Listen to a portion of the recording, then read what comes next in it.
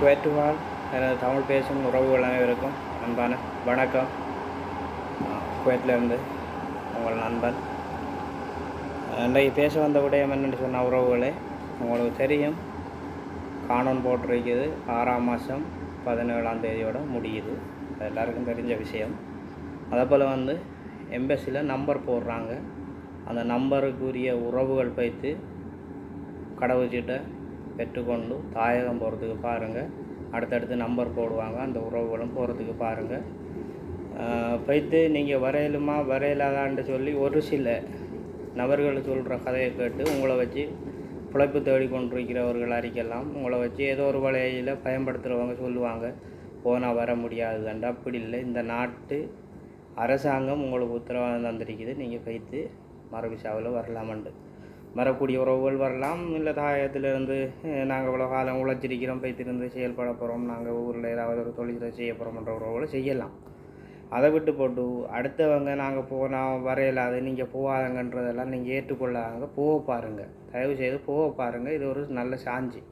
காரணம் என்னென்னு சொன்னால், நீங்கள் போகாமல் இருந்தனீங்கண்டா உங்களை வச்சு பிழைக்கிறவங்க பிழைச்சி கொள்ளுவாங்க, குளிர்காயிறவங்க காஞ்சி கொள்ளுவாங்க. அதே போல் நாளைக்கு உங்களுக்கு என்ன நடக்கும்ன்றது தெரியல. காணொன் முடிஞ்சதுக்கு அப்புறம் என்னென்ன சட்டத்திட்டங்கள் வரும் இந்த நாட்டுக்குள்ளன்றது தெரியாது, உங்களுக்கு யாருக்குமே தெரியாது. அதுக்கப்புறம் அந்த சட்டங்கள் கடுமையாகப்பட்டுதுன்னு சொன்னால் நீங்கள் ஒன்றுமே செஞ்சுக்க முடியாது. பிறகு கொரோனாவை விட கடும் ஒரு இதுக்குள்ளே நீங்கள் மாட்டுவீங்க, அவ்வளோதான் சொல்ல முடியும். வேண்டாம், சட்டங்கள் கடுமையானது. அதே போல் எந்த ஒரு நாட்டையும் நாங்கள் முதலாவது நேசிக்கணும், மதிக்கணும். அந்த நாட்டில் எங்களுக்கு என்னென்ன சுதந்திரம் தரப்பட்டிக்கோ அதுக்கு அமையத்தான் நாங்கள் பயணித்து கொள்ளணும். அதுதான் நாங்கள் எங்களோட நாட்டுக்கு செய்கிற ஒரு நன்மையும், அதை போல் நாங்கள் சம்பாதிக்க வந்த நாட்டுக்கு செய்கிற ஒரு நன்மையும் அறிக்கும்.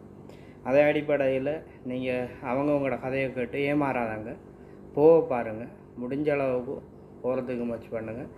உதாரணத்துக்கு உங்களை வச்சு ஏதோ ஒரு வகையில் சம்பாதிக்கிறவங்க சம்பாதிப்பாங்க. அதே போல் நீங்கள் ஒரு குவைத் வீட்டில் நல்ல வீடாக அரிக்கலாம். அந்த வீட்டில் நீங்கள் வேலைஞ்சு கொண்டு வைக்கிறீங்க ரெண்டு நினச்சி கொண்டு நீங்கள் வேலை வைங்க நல்ல நினச்சிட்டு நாளைக்கு நீங்கள் போகணுமெண்டா, அதுக்கு காண முடிஞ்சதுக்கு பிறகு நீங்கள் போகணுமெண்டா கடுமையான சட்டத்திட்டத்துக்கு உட்படுத்த வரலாம் ஒரு நேரம். அதால் நீங்கள் எத்தனை வருஷம் அந்த வீட்டில் இருந்து வேலைஞ்சாலும் அவங்களும் உங்களை பாரம் எடுக்க மாட்டாங்க. ஏன்னு சொன்னால், நீங்கள் இந்த மற்ற பல வந்தண்டு தெரியாது, என்ன இதில் நீங்கள் வந்தீங்க, அவங்க உங்களை என்ன வகையில் எடுத்தாங்கன்ற எதுவும் தெரியாது. உங்களை கொண்டு ஒரு வேலைக்கு போடுறேன்னு சொல்லி போட்டு தான் அவங்க போய்த்துருவாங்க. ஆனால் அவங்க எங்கே இருப்பாங்கன்ட்டு கூட தெரியாது, காசு வாங்கிட்டு. இப்படியானது எல்லாம் வரும். அதால் தயவு செய்து நீங்கள் போகிறதுக்கு முயற்சி பண்ணுங்கள். இந்த காணொலி ஏதோ வகையில் பிடிக்குமென்னு நினைக்கிறேன். பிடிச்ச உறவுகள் லைக் பண்ணுங்கள், ஷேர் பண்ணுங்கள், கமெண்ட் பண்ணுங்கள். மறக்காமல் சப்போர்ட் பண்ணுங்கள். உங்கள் நண்பர்களுக்கும் ஷேர் பண்ணிக்கொள்ளுங்கள். ஓகே, பாய். மீண்டும் ஒரு காணொலியில் சந்திப்போம்.